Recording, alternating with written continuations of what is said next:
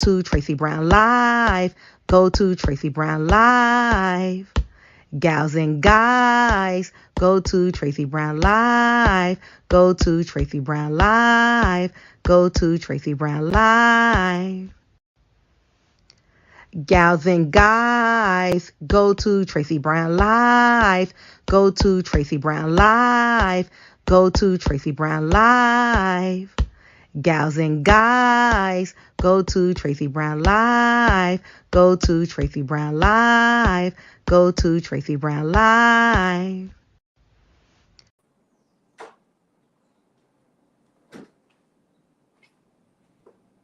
Stove.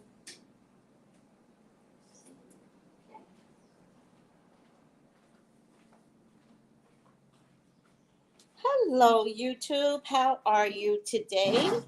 How's everything going? And thank you for participating and listening. I'm always so grateful to anyone that, wants to spend time with me, right? I also got Blog Talk Radio here, and so I just want everyone to know that I'm just honored and proud to allow Spirit to work through me. That's amazing to me. But I also see it now. I see where Spirit works through me. I also want to remind everyone that it is your job to let Spirit work through you too, and it has to be for the greater good. Sometimes when we're angry, we give off angry thoughts. We get mad at people and we kind of wish people ill will. We don't really do it on purpose. It is just an innate thing. It's a natural thing, right? And the reason why I say it's natural is because children do it all the time, right? When I watch little babies, some of them are less than 2 years old, but don't let them get to two and not have had enough discipline. Babies are kind of evil, right? They don't get their way. They will pick up a toy and they will slap the shit out of you, right? Have you noticed that? You're cute little babies, and you're like, whoa, whoa, whoa, whoa, whoa, whoa, whoa. What is that in you? And then you begin to discipline. That's when you begin to realize, oh hell no, this is something out of this world, and I'm not participating in childish behavior. Right? We're going to start learning right now. You cannot pick up that toy, and you cannot hit me with it. Right? But it is part of an innate. Like everybody always says, oh, children are born with goodness and you know big hearts, goodness, sweet pumpkin. Like no, children are born with evil. You leave them untethered, you know what I mean? They will feed you poison. Your children, right? I think that's the reason for the baptism. I never understood the baptism part of life. I think the baptism helps with that part of evil. And I think we start baptizing our children, right? Haven't we start baptizing them? By the way, you can just baptize your own damn child. You don't need a priest to do it. Baptism is just praying over your child and asking God for the evil to never invade, never come near this child. That's what really baptism is. But I think it has more to do with a black stain. Of course, they say black stain, right? You guys know how I feel about racism. So let's not say black stain. That there's some stain that we are born with. That stain that we are born with is called evil. I mean, I've seen it. I've seen it in Ezra. I've seen it in Nova. And I see the constant discipline to get them to be nice. Like you really have to say to your children, nice, look at brother, touch brother, pat brother, nice. Like you really have to say this to your children. They don't come out nice.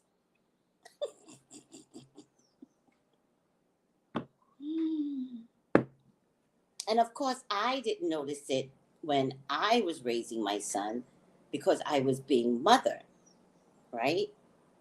And when you're a mother, you're doing mother things.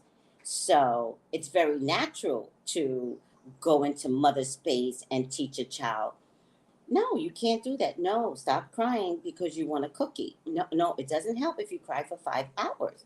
I'm not giving you a cookie, right? But you don't notice that when you're mothering because you go into mother mode and you act like all the other mothers that have come before you, right?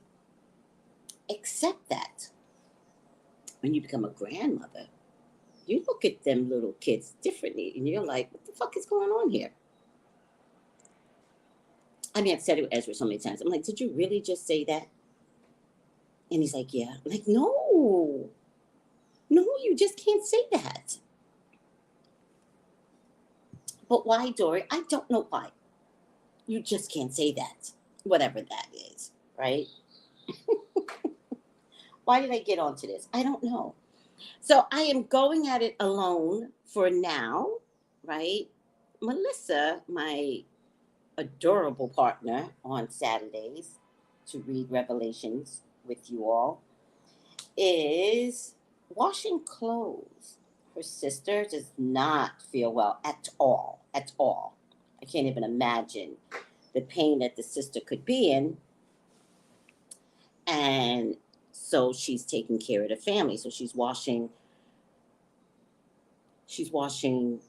her sister's clothes and her mother's clothes. And this is a really close knit family. Like, I kind of look at the way they operate with one another, and it's really beautiful. It really is. And there's two more boys that all participate in the family dynamic, meaning these are responsible young men and they all pay rent, right? As a family dynamic, they have all taken care of each other. And I have to tell you, this is what I believe most people in a COVID are going to have to do. I think you're going to have to return back to a sense of sensibility when all that matters was family. You all might have to move in with one another. Mm-hmm. Mm-hmm. That's the way I see it. Let me see who's all here. Hi, Brandy. Good health. Hi, Sabrina. Aw, good health. Good morning and good health. Good morning, Sis Tracy. Good health. Have a blissful day. I love that, Sophia. Um, Shy is was up, I think. Grand Rising and good health. Thank you, everybody, for coming on. I've had a very slow week myself, right? And slow meaning, if I say it's a slow week, I haven't been out the house much. And so it's only when I go out the house that I can see all the drama around me. And it's hilarious. And I have some great stories to tell you. But I'm pre-isolating myself because of the next wave of COVID that's coming through. And I do want to remind you all that the next wave is probably the worst we will ever see because I think it's a Delta Omicron combo.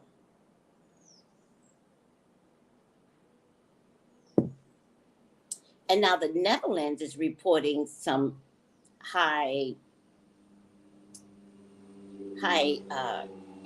uptake in HIV and COVID. So where is all that coming from?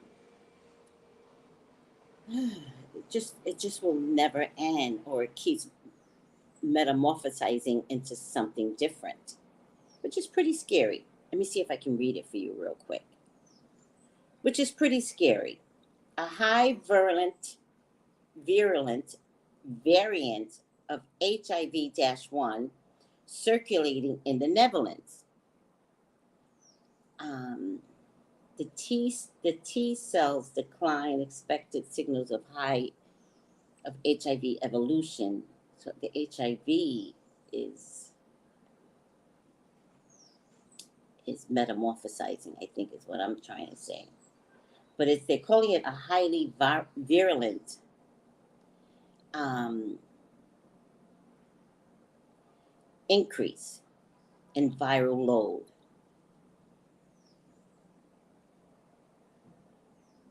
But why the Netherlands? It's causing damage to their host meaning the body. The most notable, hold on, this for some reason I got something that moves. It just moves. Stop it. I got some article and the damn thing just moves. Come on, work with me. No, it won't show up. Oh.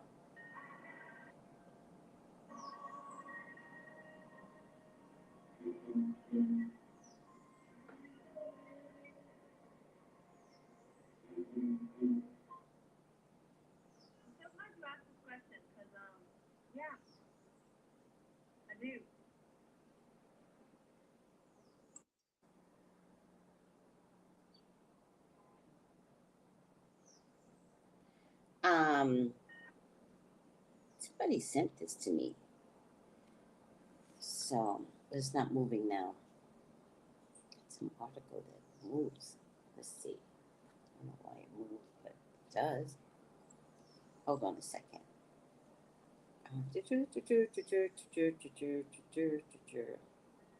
Clearly, I'm obsessed with how do we stay prevalent and away from HIV, right? You know, I'm obsessed with that, but I'm really obsessed with it for you. Obsessed with it for you. Well, here it is. It's moving now. Mm.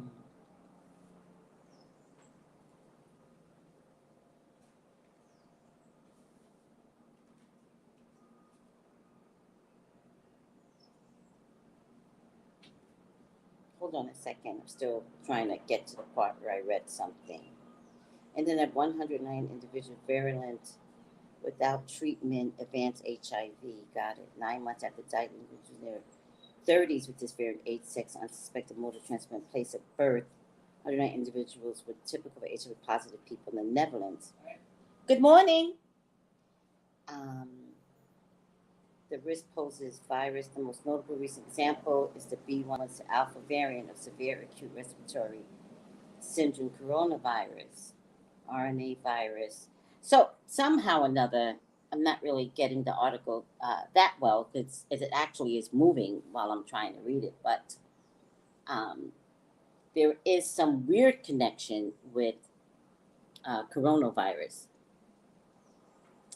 and it's bringing on a new variant of HIV. And I do want to remind everyone that HIV is also a virus.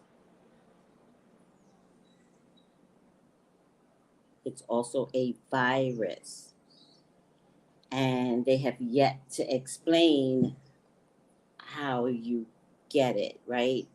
So we do know that it's sexually transmitted, but it is a virus. So let's remember that moving forward. That's coming from getting the shot. People with poor immune system, someone with HIV. So do you already have to have HIV?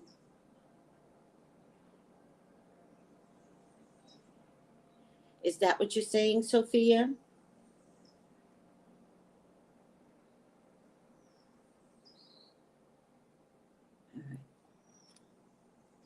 Hi, Queen Tippy Taps. How are you today?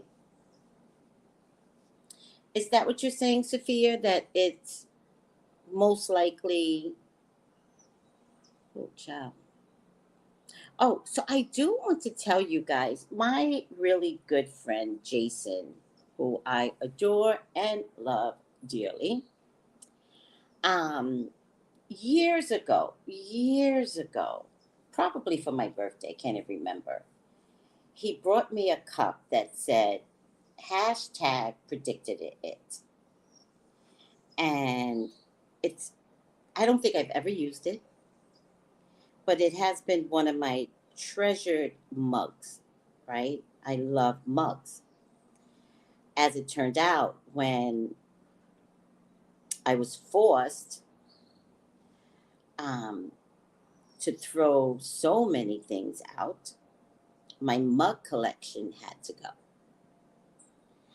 And then I moved and I boxed up maybe 5, 10, 15, 20, 25, maybe 25 boxes to be shipped to me. My assistant is shipping them 5 boxes at a pop because it costs me about $100 every time he ships, right?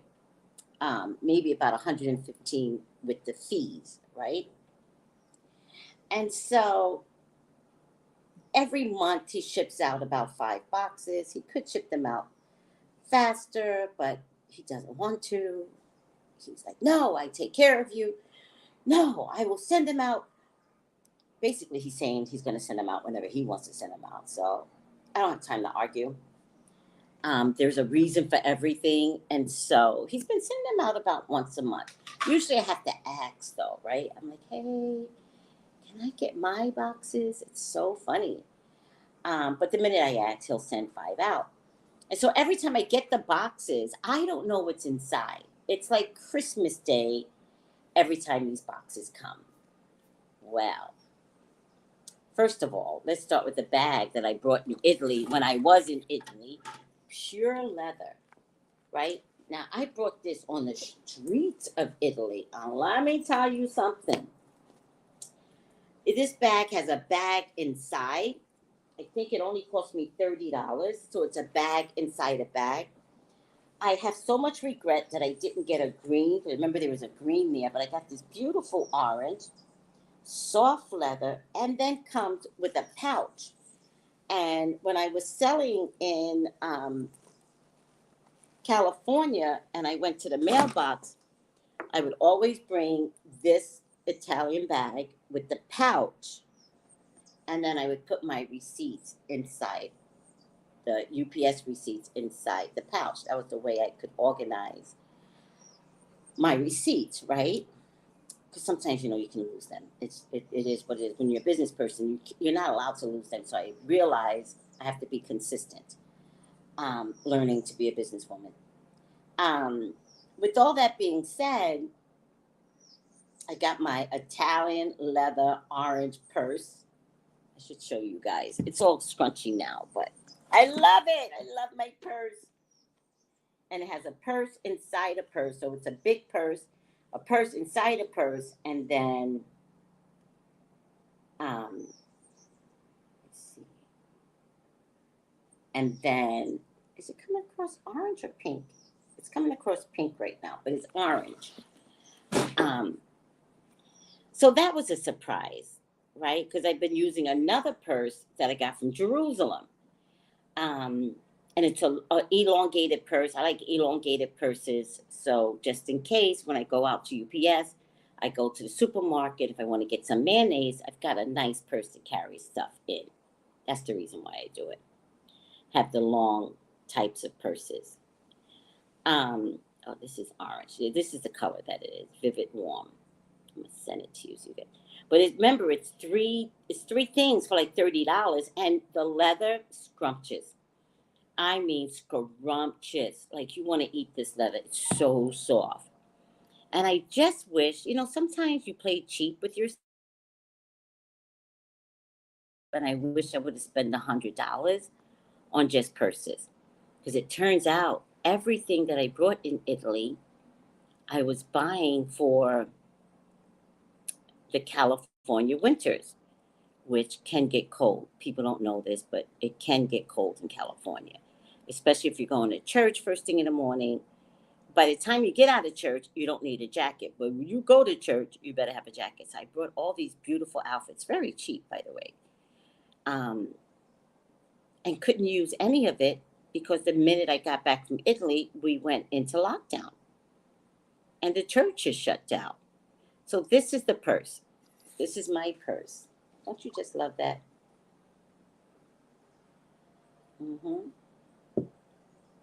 I just love that.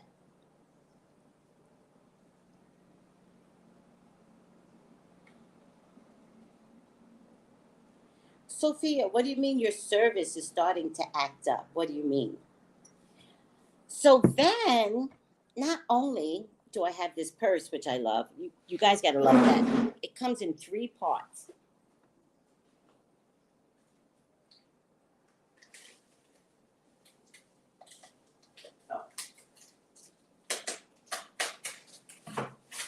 So then I got this mug from my very good friend, Jason. And let me tell you something. When you have a really good friend, don't lose it. Don't lose a really good friend. So let me just take a picture of this. I think Jason got this for me for my birthday. So considerate. I gotta send him the picture too. Just just one of the best considerate people anyone can have in their life.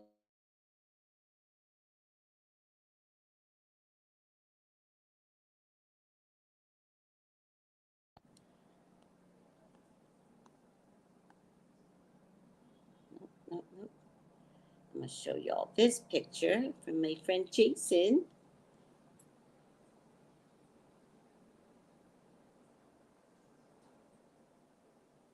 This beautiful mug came with the bag. This is what, when I first started out, I created hashtag predicted it, right? And Jason solidified that on a mug. How considerate and sweet is that of him? You can't help but love your friends, especially your friends that just get you, right? If you get a friend that gets you, don't fuck it up. Because it's really hard to find good friends. I'm telling you, I already know. All right, let's get started on some revelations. Melissa is doing service today. And that's the other thing. I want to remind everyone, in order to be a good person, you have to be of service to someone, something, a goddamn animal. Although I actually don't trust people that are of service to just animals, right? I'll tell you why. Because most people that love animals, you will hear them say inevitably, animals, they don't talk back, they don't treat you bad. Well, they really do. A dog will bite you. And a cat, you bother a cat too much, it'll scratch your eyeballs out, right? So that's not really true. But people that love animals over humans are probably really bad people themselves and need to work on themselves. Because in no way should you be loving animals over people. You love animals with people.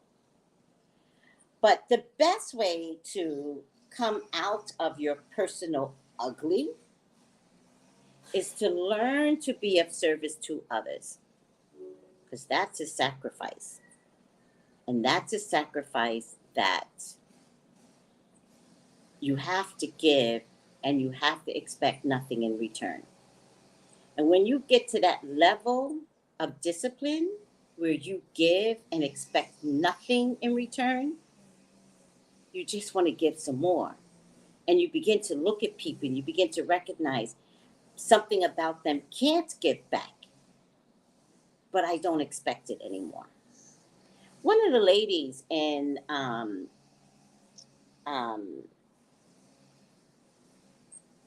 in the Caribbean here, right? I adore her. She's batshit crazy. Trust me, she is batshit crazy. And of course, batshit crazy people find me. They love me. They talk to me. This has been all my life, right? I've had homeless people sit next to me on the train, smelling. And they will look at me and they will be like, they're like, where are you going? And I'm like, the last stop, North Hollywood. And they'll be like, me too.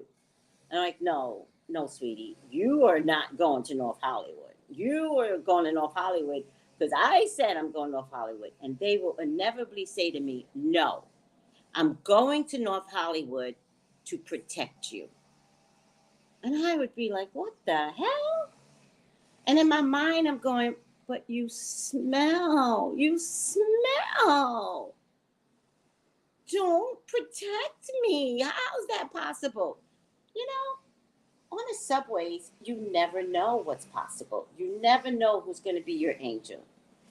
You never know who's going to be your guide. So I bring that up to say it's your job to be of service to others. And that means figure that shit out.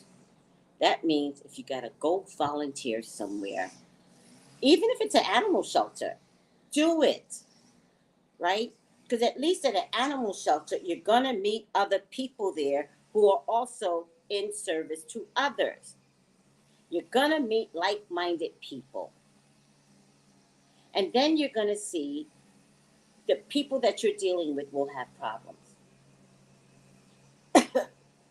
And then you're going to see that they're going to want to talk to somebody. And you might be the person that they talk to. And you might be the one that can talk them down the ledge. You don't know.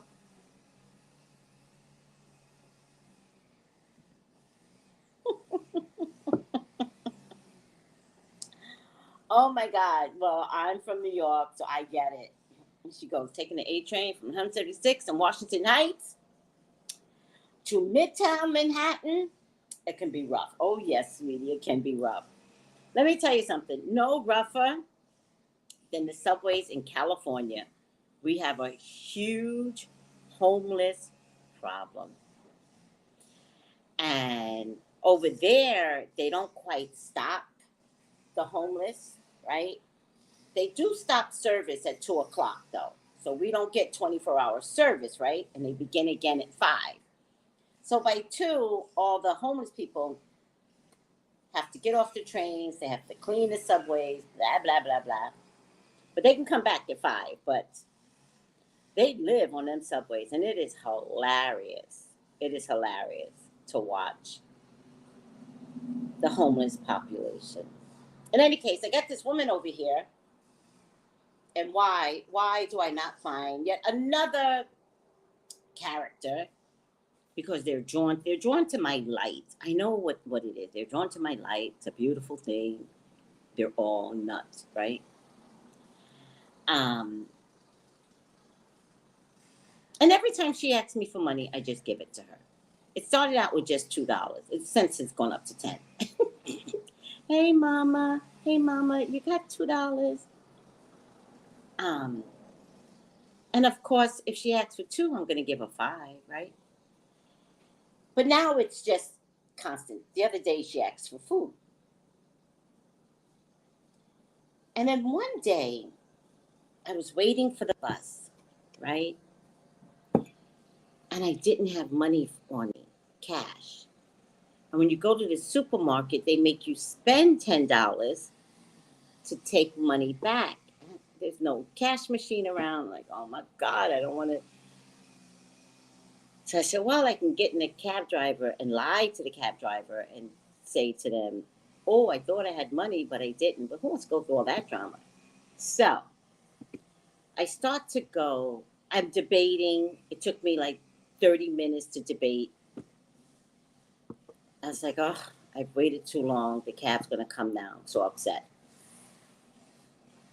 So I run to the supermarket, deciding what I can buy one thing for $10, but that's a near impossibility. So I can take the $10 back when I bump into her, or she makes a beeline for me. And she calls me Mama. She goes, Mama, here. And she gives me $10. I almost cried. I was like, oh my God, thank you so much. Right? Because I have been servicing her, right? But when I needed it, and when I needed it the most, here she was giving me back $10. Now, don't get me wrong. Since I've been here, I probably gave her 100 plus. Don't get me wrong. I'm just saying service to others without considering I give and I give and I give and I don't get anything from you in return. I just give, right? But don't think I don't get anything in return. Just give, because it's going to be at some critical point that it comes back to you. And the $10 that she gave me in that moment was like 1,000. I took it and I was shocked. She had never given me back money. I was shocked. So you know that spirit moved her to say, yo, stop being selfish. She needs you now. If you got it, give it to her. So learn to be of service to others so you could be a nice person. And I mean that. And stop walking around thinking you're a nice person. None of us are. Children aren't nice, right? Let's go full circle. Children are not nice. They have to be taught to be nice. And then somehow or another, as adults, we go back to these childish ways of being selfish and inconsiderate and all about me. And I'm just saying, fix that. That's why we got the discipline from our parents. Good morning, John. Fix that. But the way to fix it, if you don't have any idea on how to do it, the way to fix it is to be of service to others. Period. Point blank. Period with a T.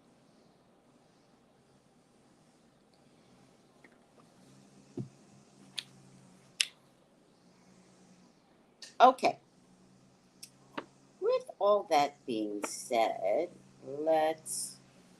and thank you for letting me, vent. I feel like I'm venting right now. Thank you for letting me vent. Okay. Are we ready for revelations?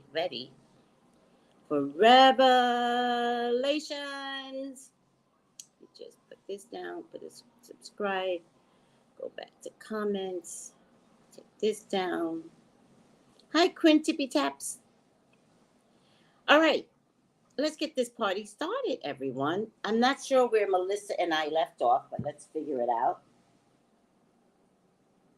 I think I know that, yes, I'm going to end at 15:08 because I just remember this, and then we'll start chapter 16. So I got to switch this now to Revelation 16. But I'm going to start at 15:08. The temple was filled with smoke from the glory of God and his power. And no one was able to enter the temple till the 7 plagues of the 7 angels were completed. We talked about that last week, and we talked about these beautiful angels that are coming down to put 7 plagues amongst the people, right? And although angels are depicted as these angelic beings that are all nice to you, you all are forgetting these angels are created to fight evil, right? Somebody texted me yesterday and they were like, is this what Raphael looks like? And I said, no, Raphael has never shown his face. Okay? No. And most of these angels could be grotesque looking. We like to make them feel comfortable to our essence and our beauty because it makes us feel better, but many of them are monsters and badass monsters. All right? And technically, I'm not sure anyone's ever seen Archangel Michael. See, Michael is the fighter of the devil. And with that kind of fighting you, I don't think you can be all angelic and pretty like. So don't get fooled with the pictures that you see out there. I once had a picture when I was working at my store, the Green Man store. I love them. And my room, I was sharing at the time with another girl. And I didn't understand her goddess, right? And I took offense to her goddess because I didn't understand it. was in Hawaii. It was an Hawaiian goddess. I hadn't yet ventured into all these goddess energy, and she was my first introduction to a culture that has a goddess, and hers was the goddess of lava.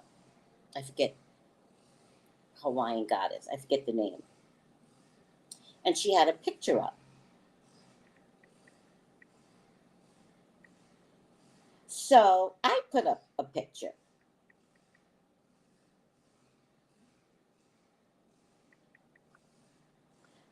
Hold on a second. They have a lot of goddesses, by the way, but it's Pele. Pele. Pele is the goddess of fire and the volcanoes. I said lava, but the volcanoes. So her goddess was red and like 3D, and I didn't understand goddesses at the time. And I was like, well, if she's going to put up a goddess, I'm going to put up something that I could relate to. And I'll never forget, I put up Archangel Michael with no face. It was literally everything else that you depicted as Michael to be, with the sword and the foot on evil. But mine had a white face around it. And I put it in a frame and I put it up in the room that I was sharing. My boss came up and he was like, darling, what the hell is this? And so I said to him, it's Archangel Michael. And he goes, but why doesn't he have a face? And I said, I don't know. And then I said, I was just a little disturbed by this picture right here. And I pointed it. And so he explained to me that that was Pele, it was cultural, blah, blah, blah. And he goes, which I loved. He goes, why didn't you just ask? And that had never dawned on me. I had instead thought that people were always out to get me. And he goes, just ask. And that changed my whole life, right? That in a metaphysical world, it can't be about everybody coming out to get you. Once you step into the metaphysical world, like it can't be about that. Although I've met other psychics in the Green Man store that swore to God, right, that people were out to get them. And I'm like, I don't see what you see, but okay. You know, and eventually they had to leave because their own crazy took them out, right? No one did it to them. It's just that their core belief system made them so focused on what evil they thought was coming to them that they couldn't find their way out of mental illness. By the way, there's a fine line between metaphysical and mental illness. I'll say that once, I'll say that twice. Let me see if I can find that picture again. So, cut to my growth in this world. I do realize that moving forward, Archangel Raphael's face has never been seen. So whatever you see on the internet, fuck that. Find something that represents the hues of the colors, the vibrating colors, not a face. All right? And so now, in hindsight, how are you doing? Now, in hindsight, I believe that I was more right. I was very right about the image that I put up of Archangel Michael. Because I think if someone like this has to combat evil, I think you might get a distorted face, not a beautiful, oh my God, you're so handsome and so beautiful. No, I think you might get something that you would be fucking scared of.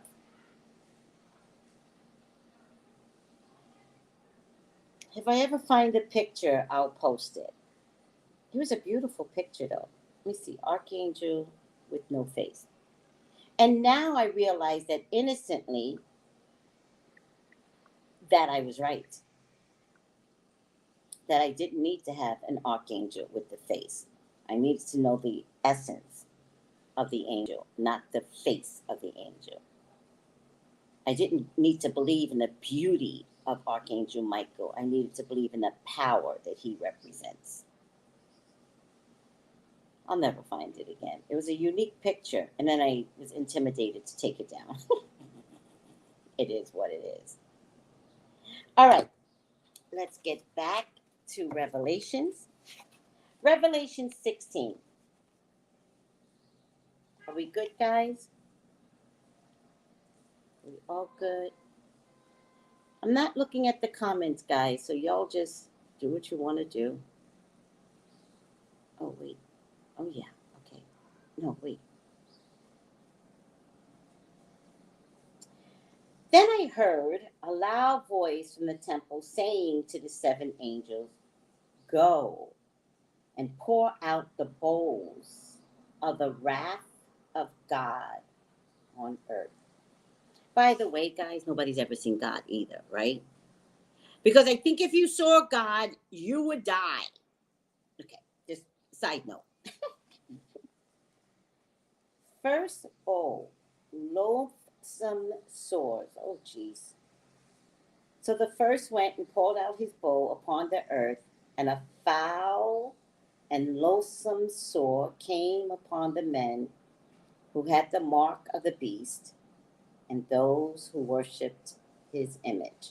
So remember, going back a few episodes, there's this monster that whose head was cracked open. He came from the sky with foul legs, clouds, wound up in the water somehow, and his head was cracked open. And then the people, the humans, watched him heal his own head, and they were magnified with glory. Oh my God, oh my God. Thinking that this is something to worship, but it wasn't. I think God got upset and was like, yo, if you're going to worship that, then you're missing the mark. So at this point, the first bowl that was poured out upon the earth came upon the men who had the mark of the beast and those who worshipped his image. So those people got it more than anything. Second bowl, the sea turns to blood. Then the second angel poured out his bowl on the sea, and it became blood as of a dead man, and every living creature in the sea died. Now remember, I'm always telling you that history repeats itself. This is not the first time the waters have been turned to red. When Moses was trying to get Pharaoh, "Let my people go," right?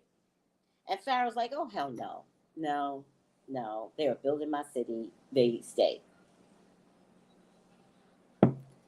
And Moses showed him how powerful he was, took his wrath, his cane, touched the waters, everything turned bloody red, right? So it's not the first time. So history repeats itself. Have we seen it ever again? There was something I saw. Something turned red because of the microorganisms in the water. I think it was a lake. Let me see. Oh, in Paraguay, yes.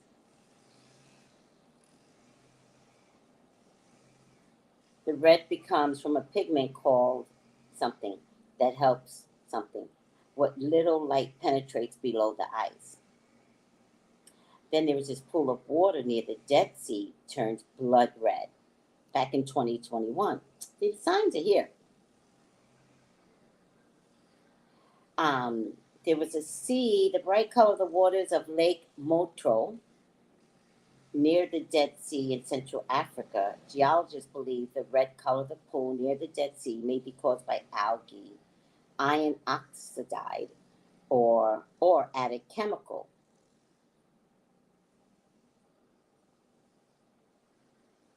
So there are little pockets all over the world that is showing waters turning red, right? And again, we're talking about little tiny signs, but could it lead to something much bigger, right? Like the whole Caribbean Sea turns blood red. The answer is yes. The whole Mediterranean Sea, could that turn blood red? Blood red, yes. Because little pockets are already happening, right? So the second bowl, the sea turns to blood. The angel poured out his bowl on the sea, and it became blood as of a dead man, and every living creature in the sea died. So we haven't experienced that as of yet. I don't know about you. I don't want to, right? I wish people could change. Like, I don't want to experience that. It gets a little scary. You guys aren't scared sometimes? I'm not afraid. I'm scared. And I'm not afraid of God, nor am I afraid of his powerful, I'm going to call them monster angels. I'm scared because no one else gets it, right? I'm always like, do you get it? Do you get not being kind is palpable? That your unkindness leads an energy like attaches on and attaches on and attaches on until there's global unkindness. Global. Global. All right. That's what I'm more afraid of. I'm just more afraid that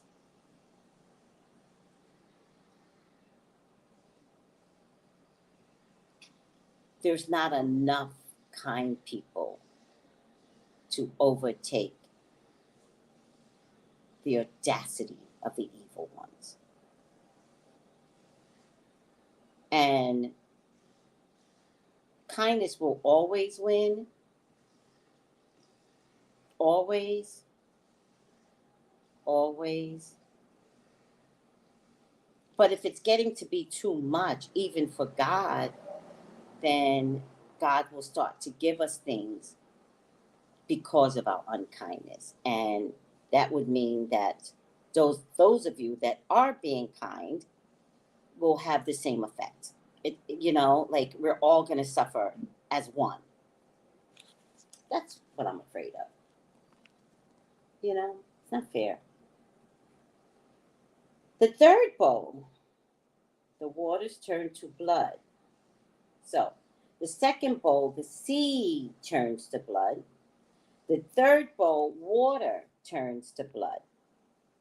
Then the third angel poured out his bowl on the rivers and springs of water, and they became blood.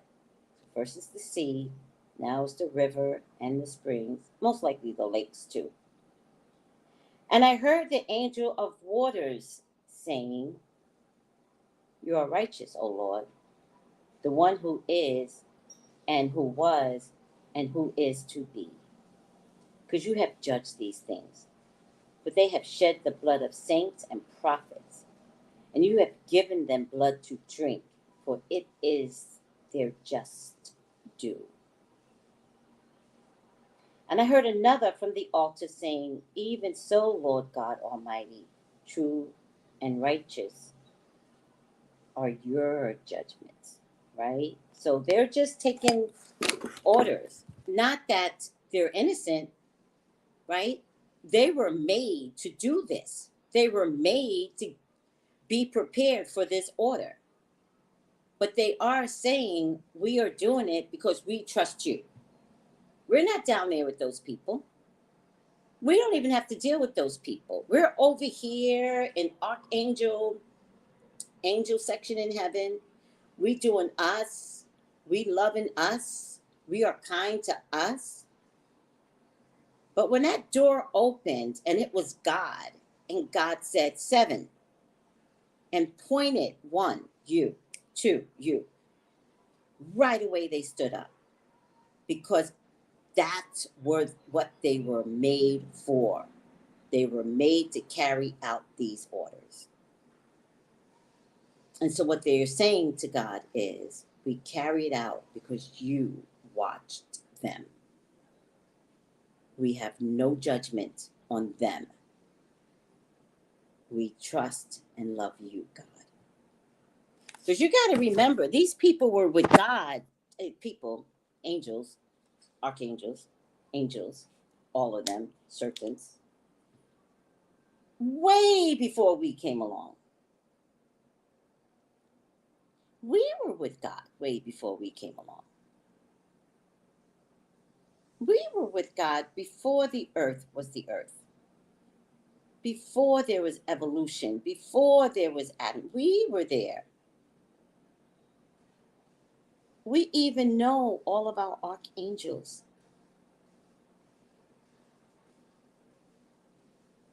Right?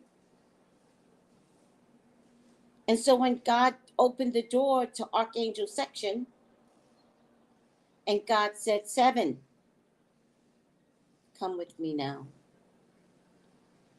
That's a beautiful description, right? I'm kind of getting goosebumps thinking about the angel section and God busting open the door and he says, I need 7. And they stood up and they said, I will be 1.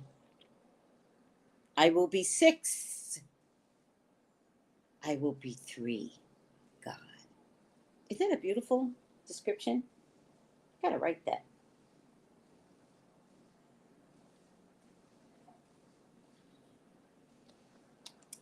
Oh, child, my thirsty. Man, you talk about God and evil and oh my goodness. You start getting thirsty. All right, let me see what everybody is saying right now. Yes, it's very scary. Thank you, J. Marie.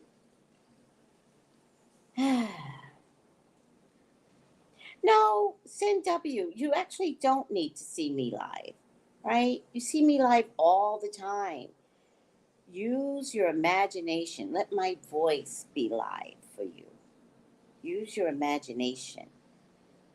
I purposely am not live. I don't want you to see my facial expressions, nothing. My voice. Let my voice be the tool. I want the Bible to be heard, not my face to be looked at.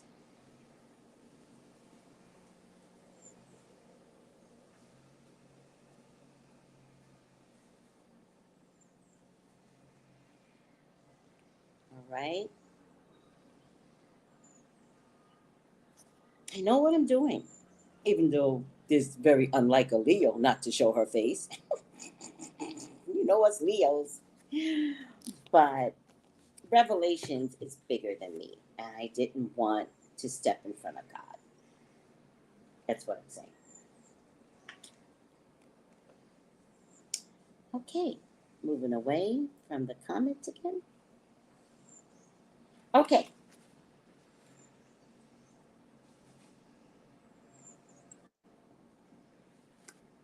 Then the second bowl poured out his bowl. Then the third angel poured out his bowl on the rivers and the springs of the water, and they became blood. And I heard the angel of the waters saying, you are righteous, O Lord, the one who is and who was and who is to be, because you have judged these things. For they have shed the blood of saints and prophets. They, meaning humans, have killed many, many of God's prominent examples that God has given to the world. Most of them have been annihilated. And you have given them blood to drink. God has given us back our own ugly. For it is their just due. And I heard another from the altar saying, even so, Lord God Almighty, true and righteous that you are, it is your judgment. The fourth bowl. Oh, Jesus, here we go. All right, brace yourself, guys. It gets worse. Oh, Lord. The fourth bowl. Men are scorched. When they say men, they mean men, women, and children. It's just the Bible. The Bible's written very sexist. Men means humans. Then the fourth angel poured out his bowl on the sun, and power was given to him to scorch men with fire. Oh, Melissa's here. Oh my goodness, I'm so excited. Hold on, we gotta wait now. Maybe that's I gotta tell Melissa what we talked about so far. So let's get Melissa on. Yay, Melissa! Aww. All right, hold on a second. By the way, you want to know somebody that's of service? Melissa. Melissa is of service. She gives her heart and soul to everything. Hold on, Melissa. I gotta go back and find you because I went into the angels.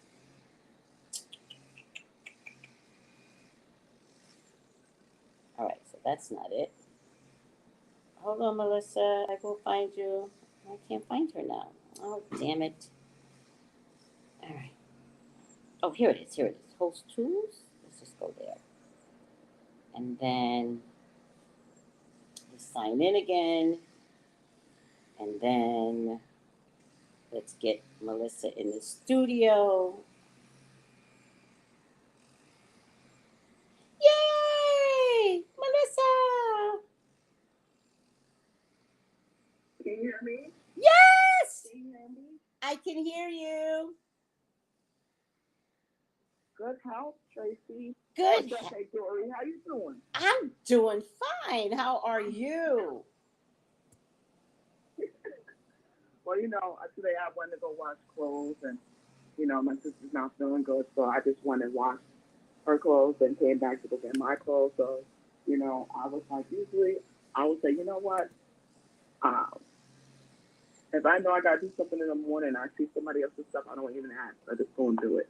Mm-hmm. You know? Mm-hmm. Mm-hmm.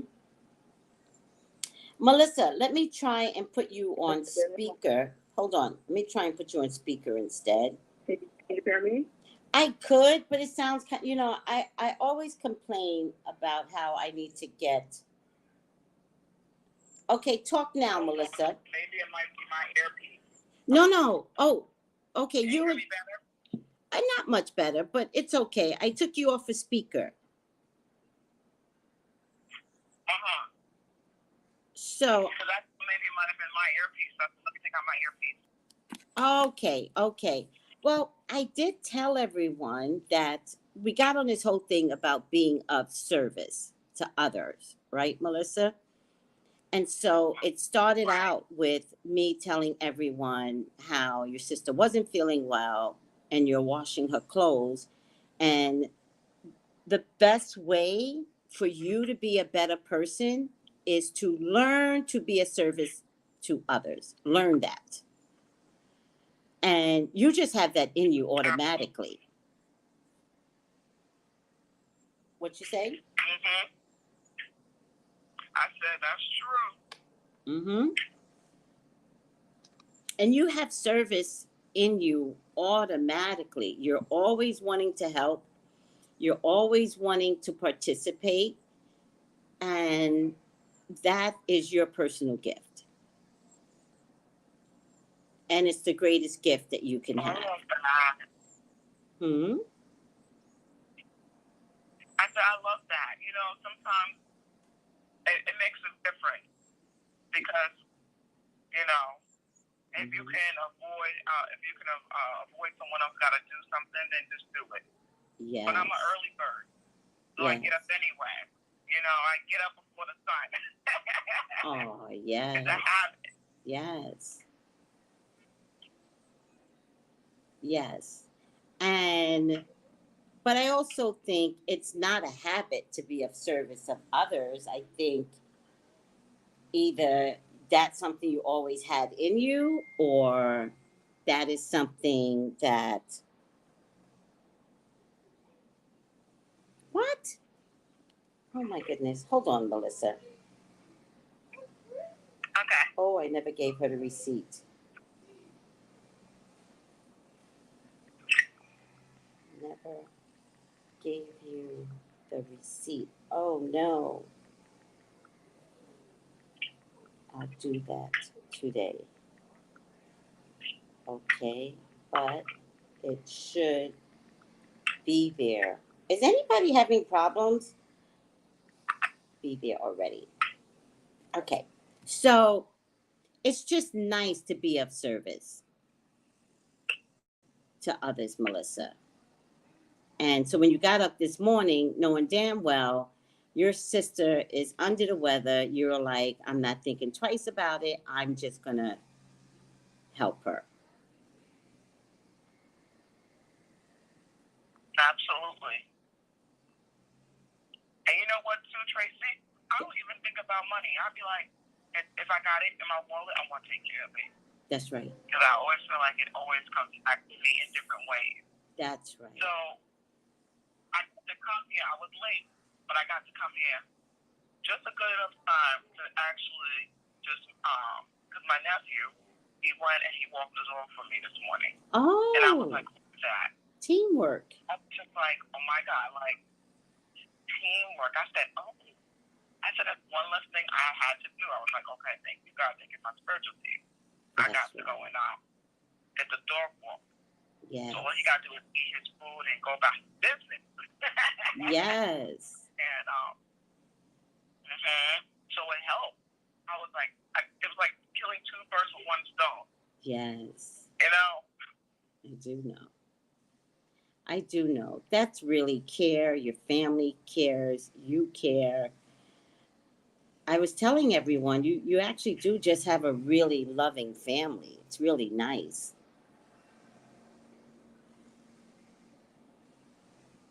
It is. You know, sometimes, everybody, sometimes people could be, sometimes people can be a little selfish at times. But, I always feel like everybody has that in their family, that little selfish part. Yes. But then, sometimes you just have to break out of that and be like,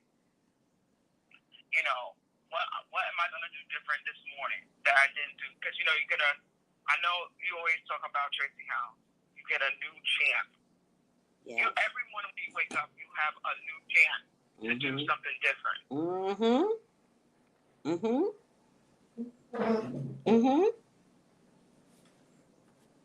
Absolutely. So,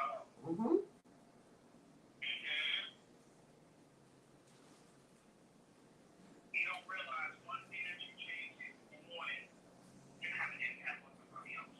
Yes. But in a positive way. Yes. Yes. And it's something that I wholeheartedly believe, right? Because I think anyone can be ornery all day, every day, right? That's a comfortable feeling. The conversation started out, I don't know which came first, you or the babies, but the conversation started out with how babies can be evil, right?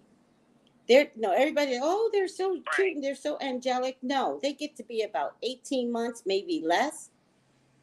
They will pick up a toy and knock you the fuck out with it if they're mad at you, because they don't know what to do with that inner stuff that's going on, right? And so their natural instinct is to be mean, right? And it's our job to say to the baby whose natural instinct is to be mean, no, no, no, no. Stop hitting brother. Stop hitting brother. Nice, brother. Nice. See, look, we pat brother. Oh, pat brother. Right? We have to teach niceness. It has to be put inside of us, right?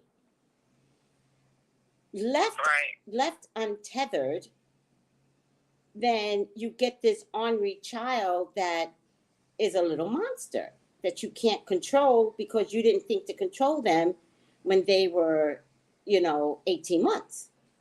You thought the stuff that they were doing was so cute, and it's like, wow, handle that. because the But terrible. they're gonna think that you didn't react, so it's okay. Right, right. And remember, it's natural, right? It's natural. It's not natural to be nice, Melissa. That doesn't come with the territory. It's natural to feel angry, right? These are natural emotions. And not know what to do with them. If you feel hungry, you then some people get angry. I know if I get hungry to this day, my inner child gets whoa, whoa, whoa, whoa. Melissa, They get upset. yes, you get upset. Melissa, the minute I eat, I start singing. I'm like, oh, that, you know what I mean?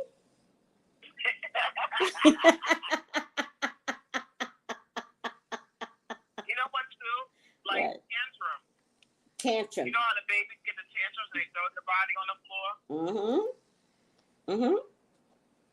You know, some people be like, oh, just, To me, sometimes you just have to go and let them have their moment and be like, well, I understand you was frustrated, but use your words of what you want. right? Because my mom used to say that to my daughter. Use your words. You're upset about something? Yes. She said, use your words. Use your My daughter words. was speaking a little bit of speaking words anyway before one. Yes. Use your words. And I just be like, oh, God. That's a great way to communicate. Yes. Yes. And we have to offer up the ability for you, the child, to evolve, right? Because again, the natural instinct, I'm using the word evil, but I don't mean evil, but I do mean evil because left untethered, then you grow up evil. So I do mean the beginning stages of zero evil. Go ahead. You know what my great aunt used to always say? She's like, you spoil the child, they're going to bite your ear off. Right? Say that again. Say that again. I think my great aunt would say, when you spoil a child, the child will turn around and bite your ear off. Damn. And it's so true. Damn. Yes. I've watched over the years how people's children are, and then, it's almost as, like they're giving it back to you. Damn. Wow. Yeah. I believe that.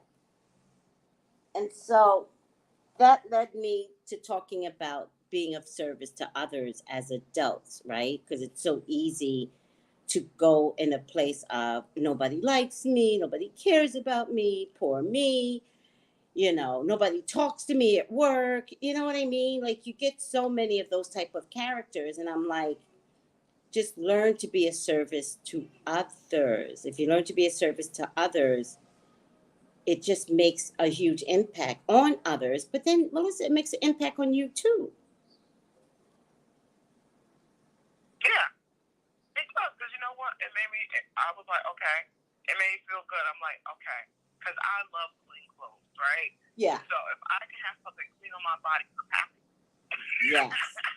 Yes. Yeah.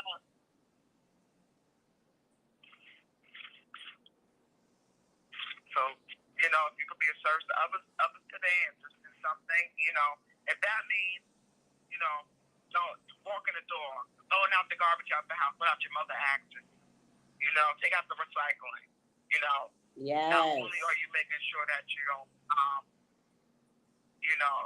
you're taking away one thing that someone else doesn't have to do, but also you just have to realize you're taking away the negative energy out your house by taking out the recycling and the garbage. That's right. That's because that energy, so it's stuck. Yes. It's stuck in your house. Ooh, preach! I love that. And that's what I think about with dirty clothes. Dirty clothes is what? All that energy we've been dealing with all week long from work and everything. Yes. Energy until we actually go and wash, until the washing machine takes that negative energy and cleans your clothes, if you think about it like that. Yes. It's funny you should say that, because When I used to work in a hospital, I haven't done it since working in a hospital, but it makes so much sense.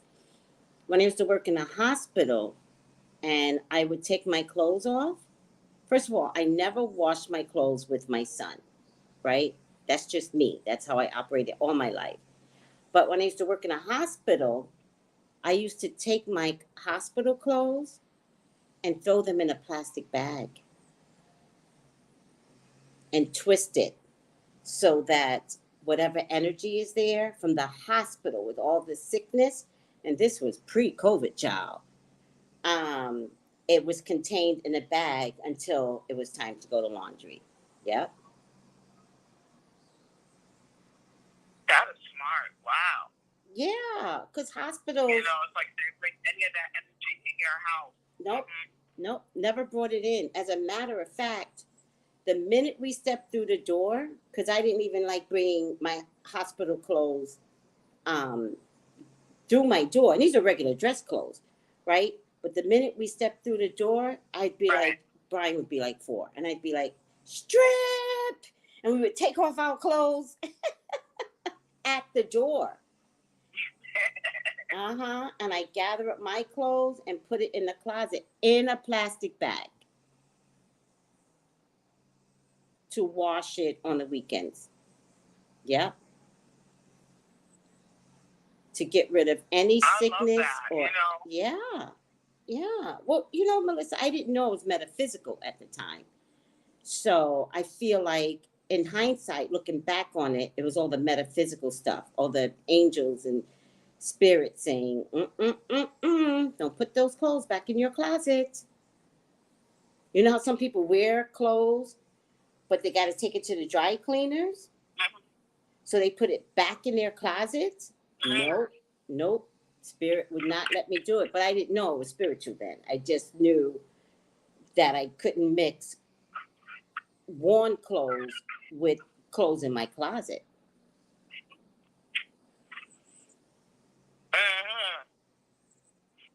But Marie said, hi, Marie. Marie said, yes, I know that story. If you don't train a child correctly, they will come back and bite you.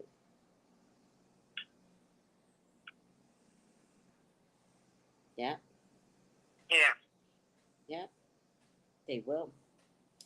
And Russell's daughter says, we have to step back and try to make better choices. Be more mindful of others. Be aware of our actions. Treat your neighbors as you want to be treated. And that's why I was telling everybody in the beginning, Melissa, be of service. That means, volunteer someone. Start your own damn groups. Like, do anything that allows you to push out a better part of you. Be of service. And it started out that way because you were washing. I don't think I connected the dots, everyone, but it started out because Melissa was washing her sister's clothing and her mom's at this point. But particularly because her sister was not feeling well. So Melissa did a service this morning. And when she was telling me, Melissa wasn't telling me to brag, by the way. Melissa was like, I'm going to be late because this is what I'm doing. And that led me to tell you guys about being of service to others.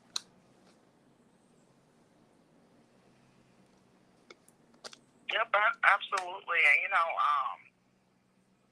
my sister is a little stubborn, the Aries, be like, no, I got it myself, right? Yeah. And I was like, no. I was like, Mama, I want to do it. I was like, I got the energy. I said, I woke up and had energy to go. Yes. So I was like, I'm going. Yes. I said, I can do it back and forth. I'm going to watch, and then I'm going to go back home and go get my clothes and then go wash again. And it just worked. It made sense for me. Yes. And then my nephew helped, and I was like, oh, this is great. Yeah, your nephew walked the dogs for you. That's just togetherness. And I'm pretty sure he didn't do it because you were washing clothes. I'm pretty sure he just was like, oh, I'll walk the dog. but he's being taught something amazing, and it's kicking in. Whatever's happening, Melissa, it's kicking in. Service to others. It's kicking in. All right. I love that. You know, he's 16 years old, so 16-year-olds I'm like now, want to play their game and all this and stuff. But yes. He realizes mom is fake. That's right. That's right. And it comes back. So I think they feel it too, but they don't. Yeah. They don't say. But he did something, and that. They don't say it. Yeah. But he did something, and so that's to be commended. That's a beautiful thing. You know? It really is. Because that means something is there. I don't care how many video games he's watching, something showed up at the critical time for him to say, I'll walk the dogs today, Auntie. And when he came back inside from walking the dog, he was like, oh, the dog was so excited. I was like, of course. I said, you know what? Sometimes the dog likes things too. Yes. Oh. Sometimes it wants somebody different to go and be more. Yeah. I watched the difference. He liked his energy. Dog is excited, wants to do extra running. And he's acting like he's 5 years old again. Oh. He must have loved walking with him this morning. He did. Came back very excited. And I was just like, oh, you enjoyed yourself. Yes. Because he's a creature of habit. It's like, oh, I get walked around this time. Like, what are you doing?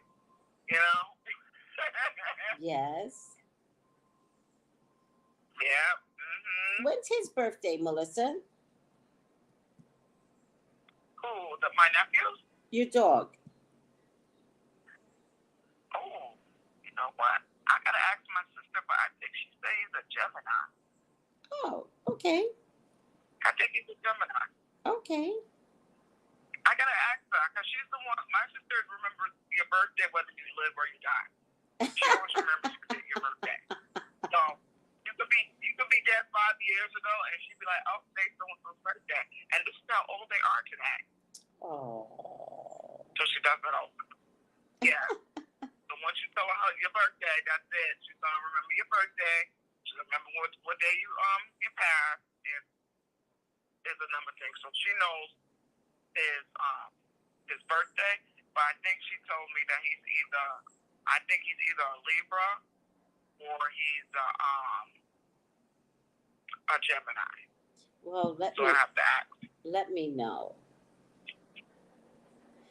All right, Melissa, we were reading. Oh, yeah, let me know, please. I keep forgetting wait, Melissa, there's a delay with us. Sassafras. Let me charge my phone. Hold on, Melissa. You can keep talking to the people. Okay. Oh, well, I hope everybody's having a great Saturday. And again, I definitely feel like everybody should just go and be a service to others,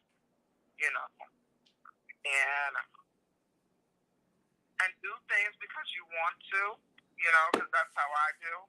Mm-hmm. If I know I'm gonna do it, I'm gonna do it. Yeah. Yeah. And and it's okay because you know what? Since I've been reading the Alchemist book, I was telling Tracy, the Alchemist. It's I didn't finish reading the whole thing, but it's like you don't realize what kind of impact you will have on others. Like you never realize, who's watching you.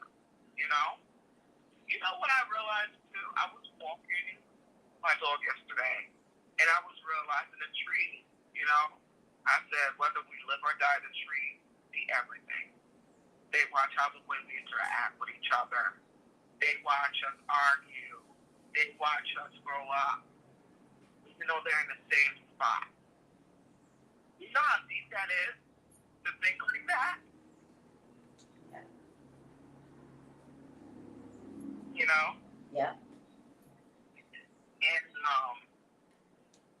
I know nobody thinks about that, but just realize you're in one spot for years. Seeing people live, die. Yeah. You know? Yeah.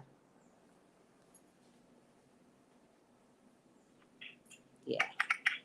All right, Melissa, I'm back. You know, almost like Oh, go ahead. Go ahead. you're back. No, Yay. keep talking, Melissa. I'm so you got to sorry. hear about the trees, right? Yeah. Yeah.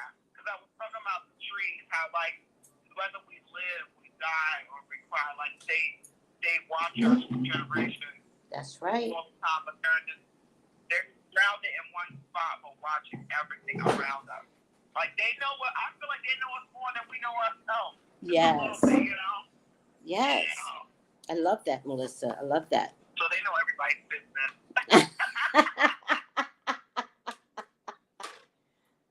You know what's funny? I feel like they're like little antennas of the universe. Yes. Wow. Yeah. And maybe that's why they shoot up the way they do, you know, to talk to God. Mm-hmm. Right? Mm-hmm. That's beautiful, Melissa. Right. That's so beautiful. I love to sit in those type of thoughts. Oh, Russell's daughter is hilarious. She's like, plantation trees have seen a lot. It's so true. It's so true. The plantation trees, they've seen some shit. Oh my God. Yeah. Does anybody know plantation trees? Um hold on. Does anybody know what plantation trees look like? Let me see if I can find it, Melissa. But I love that analogy about the trees, Melissa. That is beautiful.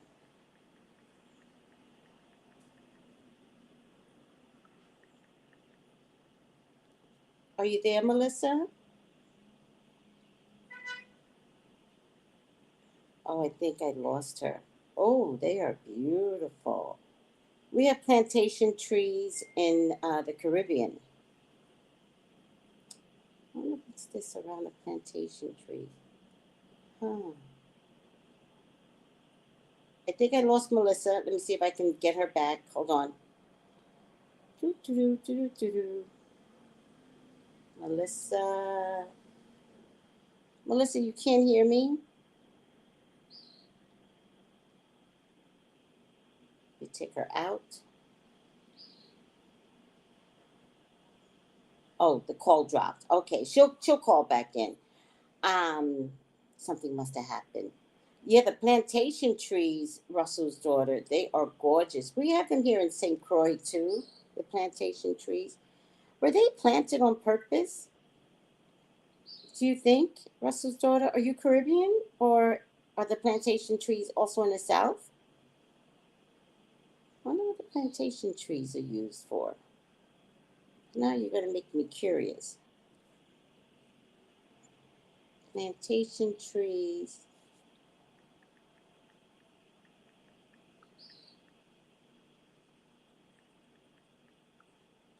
in St. Croix.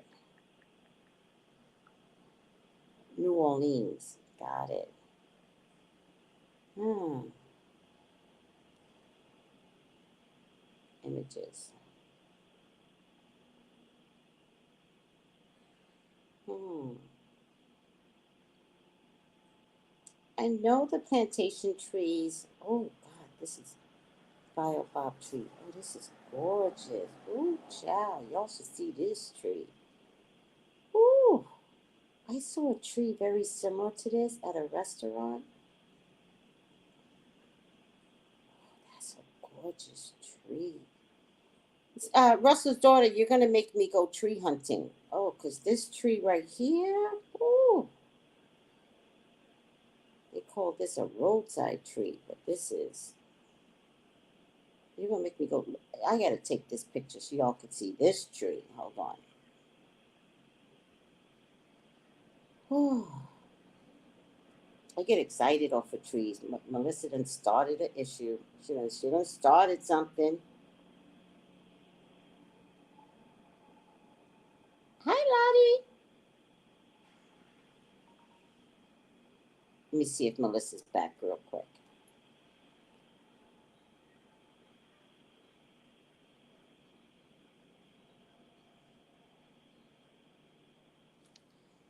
Let's see if she's back because I could hear something in the background. Get Melissa back. Sometimes with images, I just get so lost in images. You guys have no idea. Oh, she's back.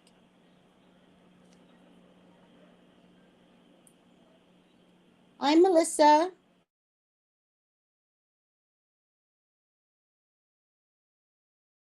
I don't know. She might be having problems with her phone.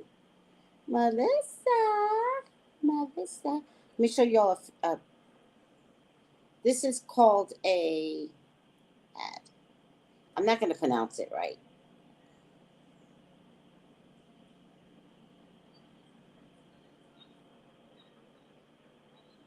Oh, yeah, I have you on, Melissa. That it's not letting you come on. I don't know what's going on.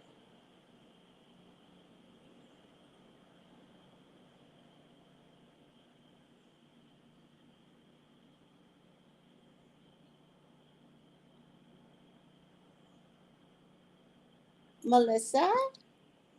All right, I'm going to show them the plantation tree. Melissa, what I'm going to do is I'm going to hang up the phone. Look at that tree. That's called the biobab. Biobab. I don't know if I'm pronouncing it right.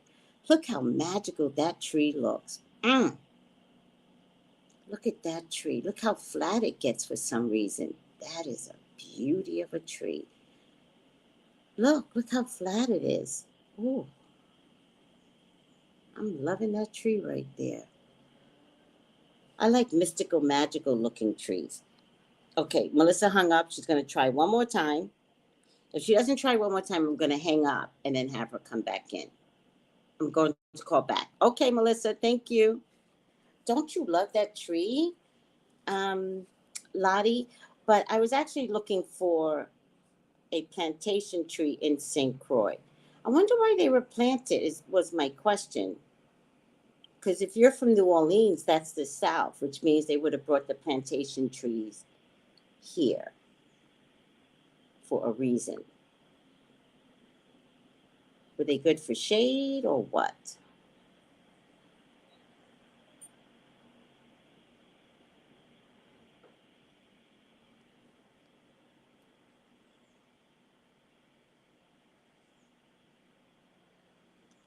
I'm just looking. I was looking for a plantation tree specifically. I was looking for one in St. Croix, but we have them in St. Croix. I'm just wondering if, God, this is a gorgeous tree. Oh, you guys can see the bark of this tree? Okay. So I guess it was me because they made me hang up. So let's see. Let's do this over again. Sorry, guys. There was a problem. Okay. You are not connected. I will connect again. Hold on. One.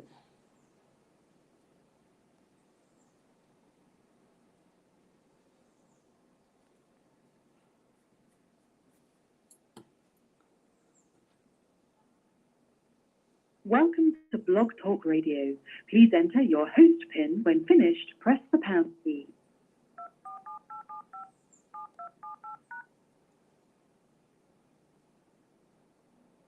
To start your show now, press 1. To hear important... Since it appears you're calling back into a live show, we are reconnecting you now.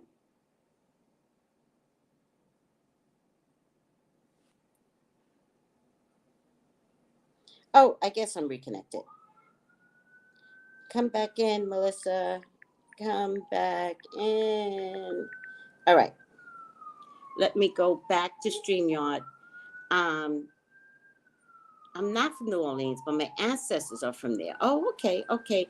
The tree seems alive. I know. I would. Whoo, child. That tree is some. But there's some other trees here. I'm just waiting for Melissa to get back on. So let me just see something. Oh, she's back. She's back. Hold on a second, guys. Oh, actually, I'm supposed to do it on my phone. Hey, Tracy, I see the tree. What you say, Melissa? I see the tree. It's beautiful. It's very deep. Is Notice it? that it has faces on it too? Oh, well, you could see faces. Do you see faces? Yeah, and the one that you have, the picture you got on YouTube, Yeah. I see faces in it. Oh my. Yeah, there's a I see there's a. All right, so I'll tell you what I see right now. Let me make this bigger for me. Okay, so I see an old man with a beard. Oh wow. Okay. Yeah. He almost looks a little Asian, Oh wow. and he's wearing a hat.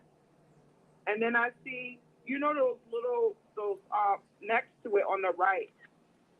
It looks like a baby, right? Mhm. Wrapped up in its mom. You know how the mother wraps the baby? Yes. But also, you know what it reminds me of? You know those little women that you first it look like a big salt shaker, and then you little by little you make it smaller. Yeah. I don't know what those things are called. Those women, they look like little. They look like they're from Mexico, whatever. Yeah. Right. Yeah. And it's like they're like a little toy, and like it starts out a big fat one, and you pull it apart and you get one, smaller and smaller. I don't remember what those are called. Yeah. I don't know either, but me of that. this particular tree does have a bonsai look about it, Melissa. So when you said Asian, there's a connection to the bonsai tree because it absolutely looks like a bonsai tree, just outrageously tall. Yeah, just outrageously tall. I mean, massive. Apparently, but I was looking for plantation trees, and instead I came across this baobab tree. So pretty. But it's just And funny. you know what, too? that you Even saw like Asian. Huh? and even the opening where they have like the big gap. Yes. It just look like a secret door, right? Yes. Well, apparently, Melissa, this is a type of tree that you can carve a hole in it, and because this tree grows so big, you can live out of this tree. Wow. It's so weird. I'll show you this picture. Oh. I'll show you this. This is the inside of that type of tree in Africa.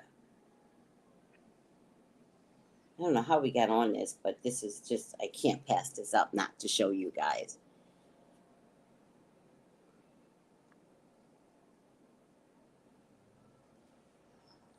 You know what, too, Tracy? What's up? So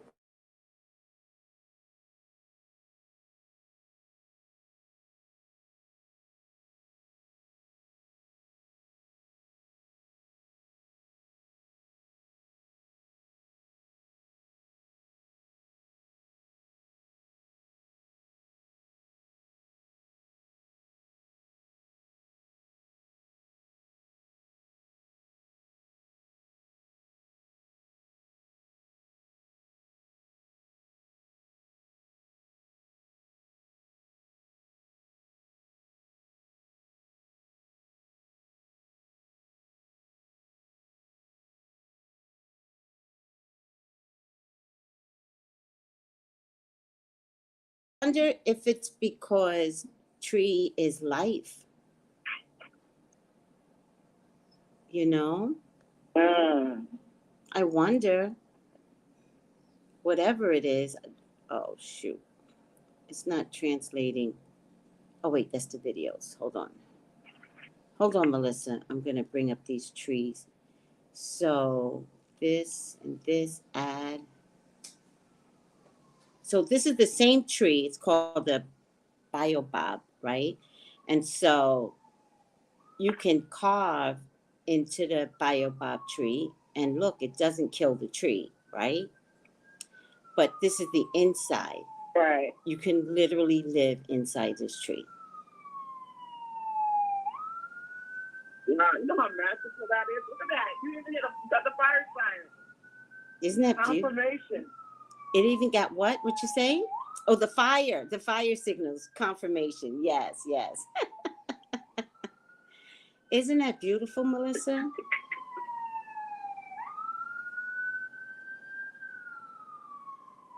I'm coming to see the next picture that you have on YouTube.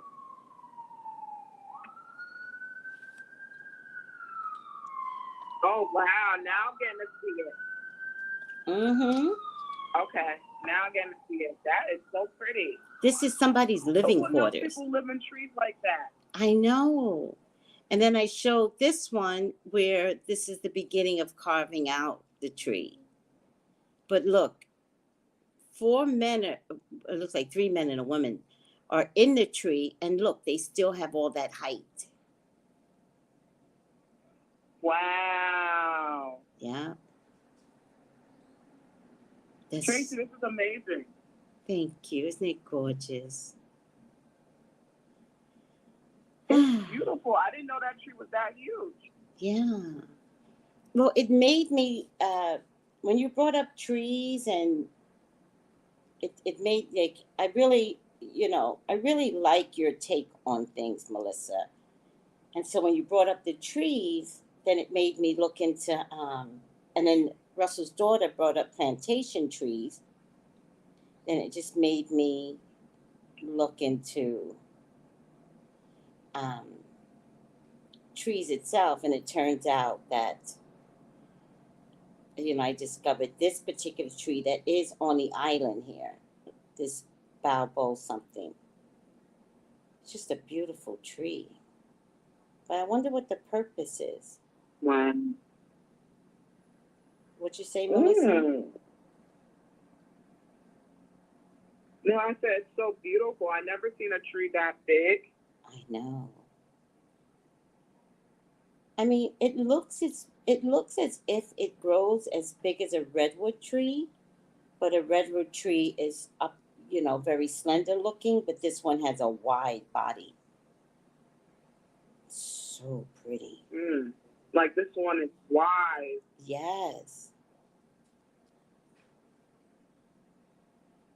So we just had some discoveries today about trees.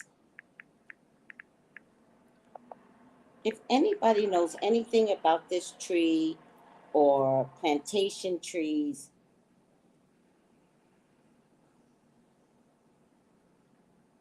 because let me get the images. Oh, I am on images.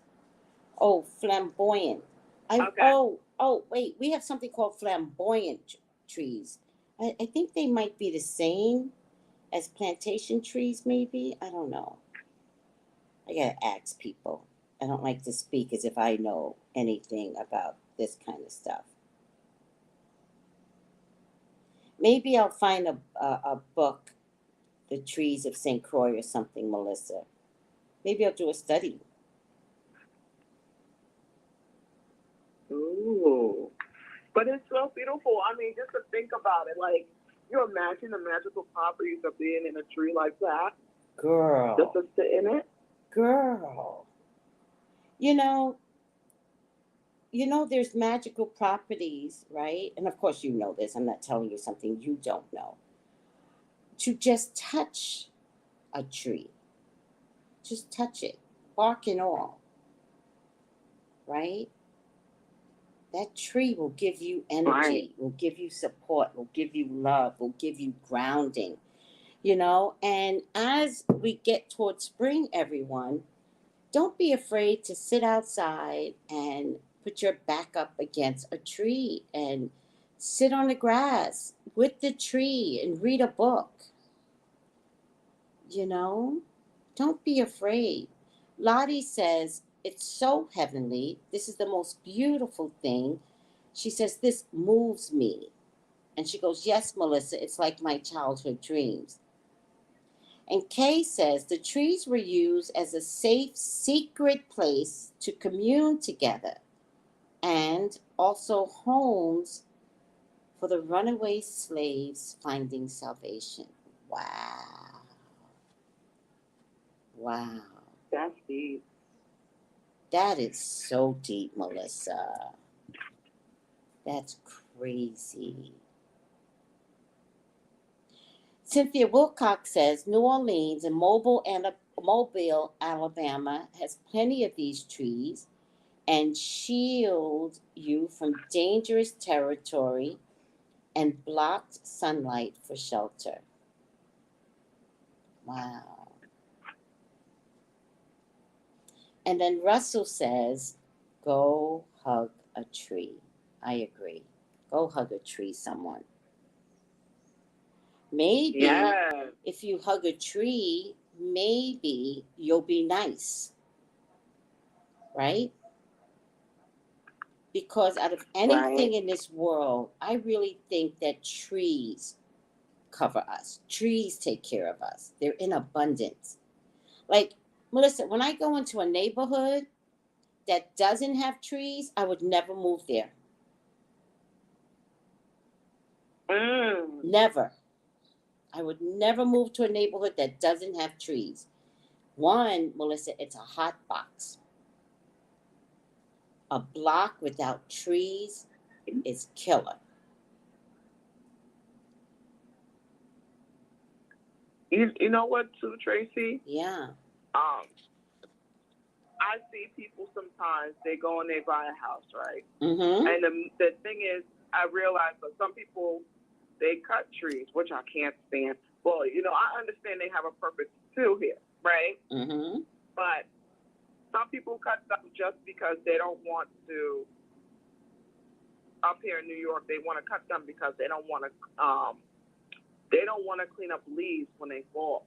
Yes, absolutely. Right. So they cut the tree down to prevent them to do any type of cleaning with the leaves. But if you think about it, if you just leave a tree be, I understand if you want to trim it and stuff. Yeah. But at the same time, you don't realize the tree was there before you even came there to go buy a house. Yes. Yes. The tree was there before it was probably built for the most part. It might have just been a tree. You know? Exactly. Yes. Mm-hmm. Mm-hmm. And when I see people do that, I'll be like, well, they don't realize they still have to clean up their yard anyway. And I got to realize too, like, they got to clean up anyway, right? Mm-hmm. And I realized too, there was a guy that I worked with before, and he has his own farm and stuff, and he would tell me, I never used to go and pick up my own leaves when they fall. And I said, why? He said, because when it breaks up, it turns into fertilizer. It's good for my grass. That's right. And I said, oh. That's right. I said, I never knew that. Yes. Now, some leaves, however, will make the road slippery.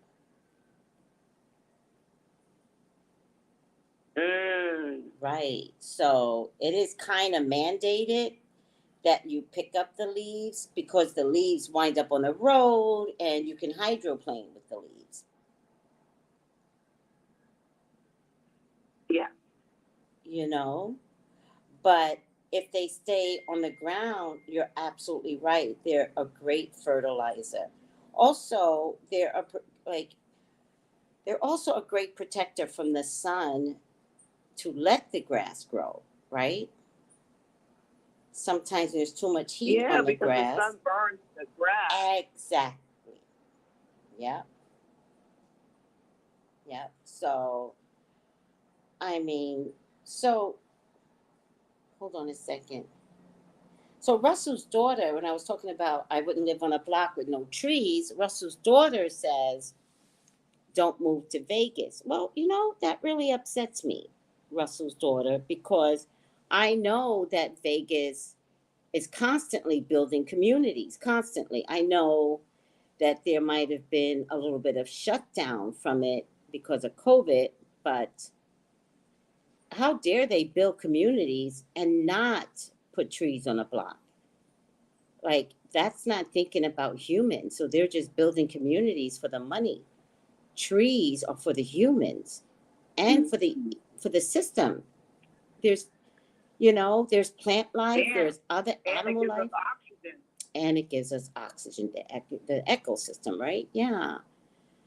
And then Russell's daughter says the Los Angeles palm trees have its own history. So what I know about the Los Angeles palm tree, tell me if I'm wrong, Russell's daughter, but Los Angeles brought trees from the Caribbean, palm trees. But did you know that they stopped buying palm trees? Because hot weather doesn't mean hot weather. So it turns out the palm trees don't survive. They grow, but they don't survive the same way as in the Caribbean. Being in the Caribbean, we're full of palm trees, right? And I never see the leaves of the palm tree dying. In Los Angeles, the same palm tree, the leaves die. And it's so ugly to watch. So at some point, Los Angeles had to stop buying palm trees because the land doesn't agree.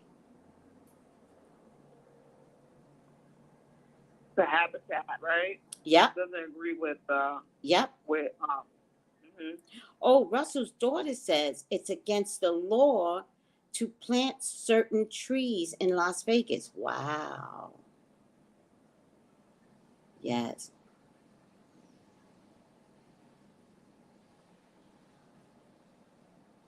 Cynthia Wilcox says, yeah, we're learning a lot today from everyone else.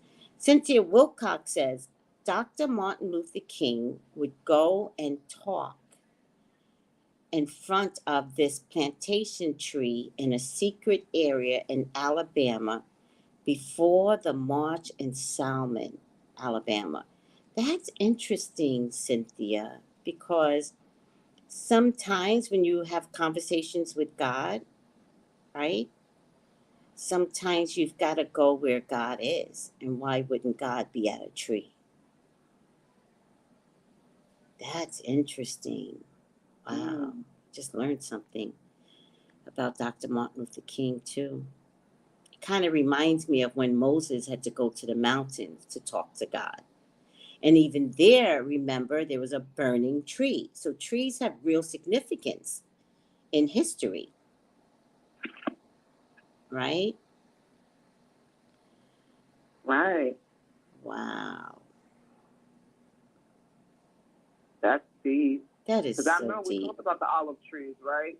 Yes. And how they're like the eye of God. Yes, I love olive trees. They also, Melissa, an olive tree has such a magical look about it. It's one of my favorite trees.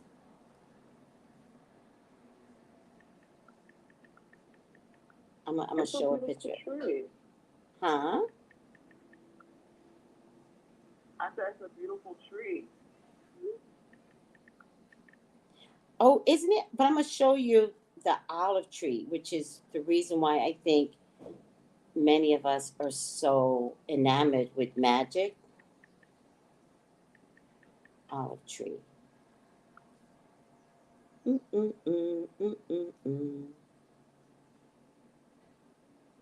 gonna show you a pretty.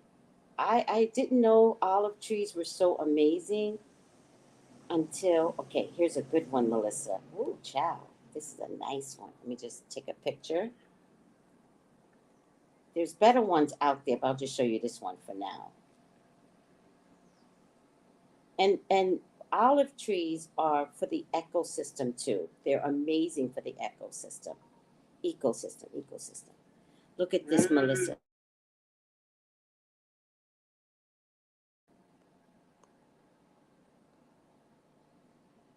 I mean, I hope you guys aren't bored because trees are everything to me. Hold on.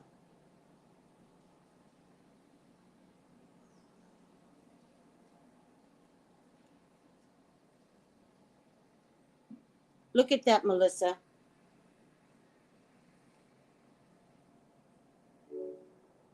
Uh-oh. Melissa, are you there? Oh, you put a new picture on? Uh-huh.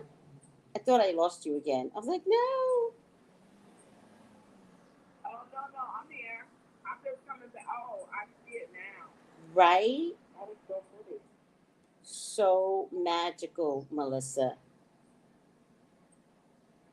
And an olive tree is also you know what? The way it's grown. Huh? Yes.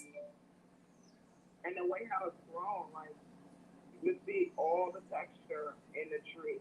Yes. I'm going to show you another one. They call this Old Grumpy Olive Tree legend known. Here's another one. And this is very common for the bark of an olive tree to look like. Very common. I love because it's so mystical and magical. Oh, you're going to love this one, Melissa.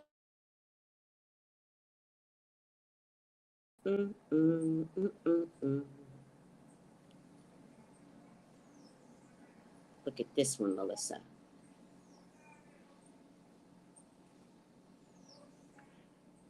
I think this is why they call the olive. I think it's the olive tree that's the tree of life, Melissa. Look at that one.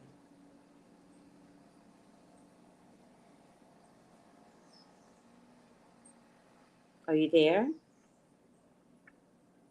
Yeah, I'm here. Do you see the? I'm coming to look at it right now. Oh, yes. This one's beautiful. Isn't that beautiful? And you know you can see something in this one too. Yes, that I agree. I see a lot in this one.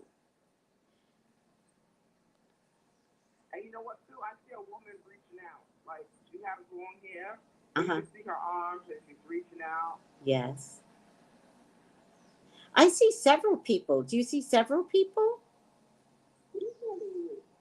Yeah, I see people too. You know what too? There, it looks like an arrow, but almost like a shape as a half moon. Half moon. Is that big bubble that looks like a heart to me? Oh, I see that too, but it's in the middle. In the middle. When it looks curved right now, that looks deep. That looks like a half moon. Ah, oh, I could see it. If you look at it full, to me it looks like 90 seconds. To me it looks like a little girl. Look at the whole thing. Yeah, I see a little girl too. Right? And she looks Yeah, like she's sticking her tongue out.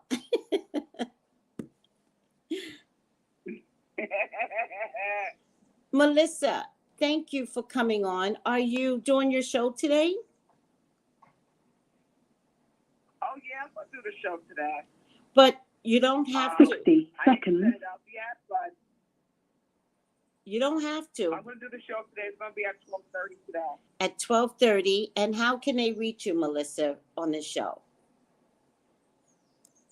On the show, you can reach me at 914 Uh-huh. 205 Yes. 5699. All right, Melissa. I'm going to post this right now. And Melissa's show's coming on to Blog Talk Radio. To get a free reading with Melissa, just dial 914-205-5699 for a free 10 seconds. For a free reading with Melissa, but you have to press the number 1 in order for her to see you. And it'll be 12:30 Eastern. All right, 914-205-5699 for free readings with Melissa at the Melissa Burton Show at 12:30 Eastern today. And then press number 1 or she doesn't see your number. All right, everyone. Now, Melissa, I've been looking at the stats, and you're getting those numbers, girl. Oh wow! I Didn't I? love that. Didn't I send you the numbers? Yeah, you sent me the numbers, Yeah. and it's so cool. There's a lot of people that's everywhere listening. Yes. Australia. There's people in St. Croix listening, Melissa. Get out of here. So you're getting those numbers. You're doing a great job. Thank you. Thank you so much, Tracy. You're quite welcome. You're quite welcome. All right, Melissa, I'm going to go ahead and end the show. All right. And next week, we are on chapter 16. I did read a little bit of it, but when you came on and we had to talk a little bit. So it is what it is, everyone. We're not trying to rush through Revelations because every time we get deeper in a chapter, it gets more scary. Somebody's got to let me know, does Revelations get better? I want to say yes, it does. This is not the first time we've been in Revelations, everyone. We used to have dinosaurs. And not all prehistoric animals died. Rhinoceros still live. Giraffes still live. So bulls, maybe they weren't a part of the prehistoric history, but there are other animals that are still living to this day. So whatever's going through Revelation, whatever part of a version of Revelations that we could be in, who gets to survive? Somebody does. And somebody will. Remember to be of service to others. Remember to be kind and caring. Remember, I will point it out. That would be my job, to point it out to you every single time. And then I want you all to start telling me how you've been of service to others. Oh, Tracy, girl, guess what I did today? Yeah, let's start hearing those type of things. All right, guys? All right, I'm going to get up out of here. Thank you, Melissa. Thank you. Thank you, everybody. Have a good day. Have a good day. Bye. Bye.